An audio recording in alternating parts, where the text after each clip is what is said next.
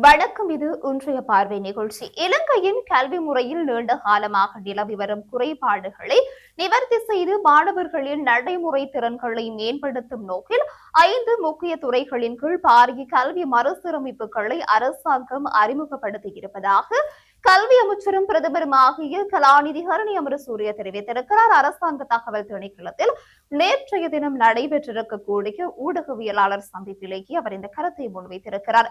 புதிய பாடத்திட்டங்கள் 2026 கல்வியாண்டில் அதிகாரப்பூர்வமாக நடைமுறைக்கு வருவதாகவும் அரசு அறிவித்திருக்கிறது. அதன்படி தரம் 6 மாணவர்களுக்கு ஜனவரி 21ஆம் தேதியிலிருந்து, தரம் 1 மாணவர்களுக்கு ஜனவரி 29ஆம் தேதியிலிருந்து புதிய பாடத்திட்டம் நடைமுறைக்கு வர இருக்கிறது.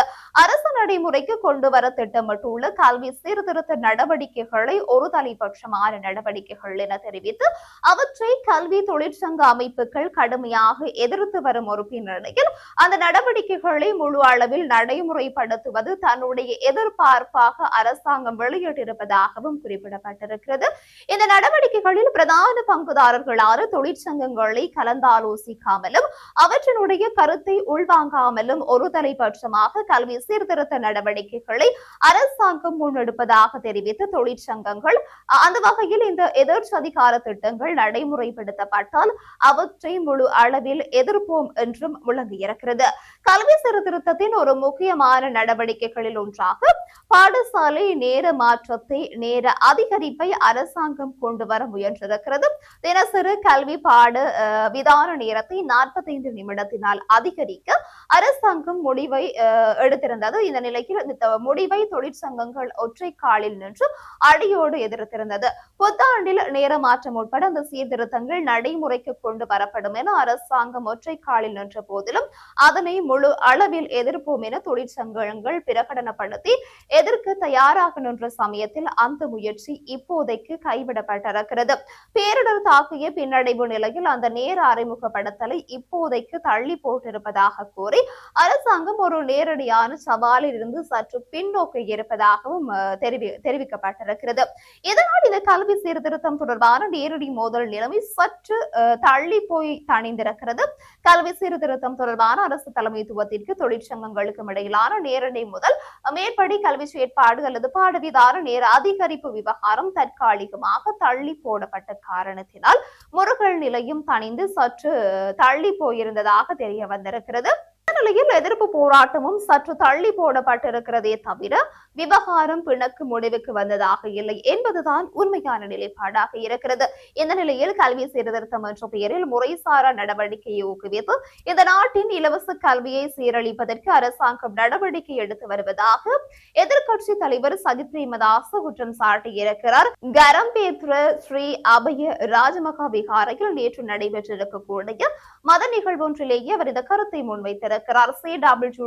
கண்ணங்கராவினால் அறிமுகப்படுத்தப்பட்டிருக்கக்கூடிய இந்த இலவச கல்வி முறைமை நவீன உலகிற்கு ஏற்ப மாற்றம் அடைய வேண்டும் என்பதை தாம் ஏற்றுக்கொள்வதாகவும் அவர் குறிப்பிட்டிருக்கிறார். செயற்கை நுண்ணறிவு உள்ளிட்ட தொழில்நுட்ப புரட்சிகள் வேகமாக இடம்பெற்று வரும் நிலையில் நாமும் அதற்கேற்ப மாறாவிட்டால் பல தசாப்தங்கள் பின்னோக்கி தள்ளப்படுவோம் என்றும் அவர் ஒரு எச்சரிக்கையை விடுத்திருக்கிறார். கல்வியில் நவீன தொழில்நுட்பங்களான ரோபோஸ்டிகள் மற்றும் செயற்கை நுண்ணறிவு இணக்கப்பட வேண்டும். இதேவேளை எமது நாட்டின் கலாச்சாரம், பண்பாடு மற்றும் விழுமியங்கள் பாதுகாக்கப்பட வேண்டும். குறிப்பாக வரலாறு ஒரு கட்டாய பாடமாக இருக்க வேண்டும் என அவர் வலியுறுத்தி இருக்கிறார். நவீனமயமாக்கல் என்ற பெயரில் கல்வி முறைமைக்குள் முறைசாரா விடயங்களை புகுத்துவதை வன்மையாக கண்டிப்பதாகவும் அவர் ஒரு கருத்தை முன்வைத்திருக்கிறார். இது நாட்டின் கலாச்சாரத்திற்கு முரணான ஒரு செயற்பாடு எனவும் எதிர்கால சந்ததியினரை முழுமையாக அளிக்கும் செயல் எனவும் அவர் சுட்டிக்காட்டியிருக்கிறார். கல்விக்காக கோடிக்கணக்கான பணம் ஒதுக்கப்பட்ட போதிலும் ஒன்று அச்சிடப்பட்டு பாட புத்தகங்களிலிருந்து சில பக்கங்களை கிழித்துவிட்டு மாணவர்களுக்கு வழங்க வேண்டிய துரதிருஷ்டவசமான நிலை ஏற்பட்டுள்ளதாகவும் குறிப்பிடப்பட்டிருக்கிறது. இதற்கு பின்னால் உள்ள சதியை வெளிப்படுத்த வேண்டும் எனவும் அவர் கோரிக்கையை முன்வைத்திருக்கிறார். இதேவேளை அரசாங்கம் சொல்வது போல 2027 வரை அடிமையாக வாயை மூட இருக்க நாம் தயாரில்லை என இலங்கை ஆசிரியர் சங்கத்தின் செயலாளர் ஜோசப் ஸ்டாலின் தெரிவித்திருக்கிறார். ஊடகவியலாளர் ஒருவர் எழுப்பிய கேள்வி ஒன்றுக்கு பதிலளிக்கும் போதே அவர் இவ்வாறு ஒரு கருத்தை முன்வைத்திருக்கிறார். வரவு செலவு திட்டம் மற்றும் கல்வி சீர்திருத்தம் என்பது தற்போதைய காலகட்டத்தில் மிகவும் முக்கியமான ஒன்றாக இருக்கிறது. வரவு செலவு திட்டத்தை எடுத்துக் கொண்டால் அதிபர் ஆசிரியர்களின் சம்பள அதிகரிப்பை எதிர்பார்த்தோம். 1997 ஆண்டிலிருந்து சம்பள முரண்பாடு இருக்கிறது. அதற்காக நாம் பல போராட்டங்களை செய்திருக்கிறோம். இந்த போராட்டத்தின் விளைவாகத்தான் சுவோதினி ஆணைக்குழு உருவாக்கப்பட்டது என்றும் அவர் ஒரு கருத்தை முன்வைத்திருக்கிறார். அதற்கமைவாக அதில் 1/3 பகுதியை கொடுப்பதாக அப்போதைய அரசாங்கம் தீர்மானித்தது. 2022 ஆண்டு இது வழங்கப்பட்டிருக்கிறது. அடுத்த 2 கட்டத்தை பெறுவதற்காக 2024 பல போராட்டங்களை முன்னெடுத்திருந்தோம். அந்த போராட்டத்தில் தற்போதைய அரசாங்கத்தில் உள்ள அமைச்சர்கள் உட்பட அதிபர், ஆசிரியர்கள் 23 பேர் இருக்கிறார்கள். அவர்களும் இணைந்து போராடி இருக்கிறார்கள். ஜனாதிபதி ரணில் விக்ரமசிங்கவிற்கு எதிராக ஜனாதிபதி செயலகம் முன்னால் பெரிய போராட்டம் செய்தோம். அந்த போராட்டத்தில் தலைமையில் இருந்தவர்கள் தான் தற்போது அரசாங்கத்தில் இருப்பதாகவும் அவர் ஒரு கருத்தை முன்வைத்திருக்கிறார். 3/2 சம்பளம் தொடர்பில் அனுரகுமார திசாநாயக்க ஒரு வார்த்தை கூட தற்போது வரையில் பேசவில்லை என்றும் அவர் தெரிவித்திருக்கிறார். அதிபர், ஆசிரியர்கள் உட்பட அரசு உத்தியோகத்தர்களுக்கு 2027 வரை சம்பள அதிகரிப்பை வழங்கினோம். அதற்காக 33 கோடி ரூபாய் ஒதுக்கினோம் என்றும் அவர் குறிப்பிட்டிருக்கிறார். இதேவேளை 2027 வரை சம்பளத்தை பற்றியோ சம்பள முரண்பாடு பற்றியோ பேச முடியாது என்றும் அவர் ஒரு கருத்தை முன்வைத்திருக்கிறார். அரசாங்கம் சொல்வது போல் 2027 வரை அடிமையாக வாயை மூடி இருக்க நாம் தயாரில்லை. சம்பள முரண்பாடுகளை தீர்க்க வேண்டும் என்றும் அவர் ஒரு கருத்தை முன்வைத்திருக்கிறார்.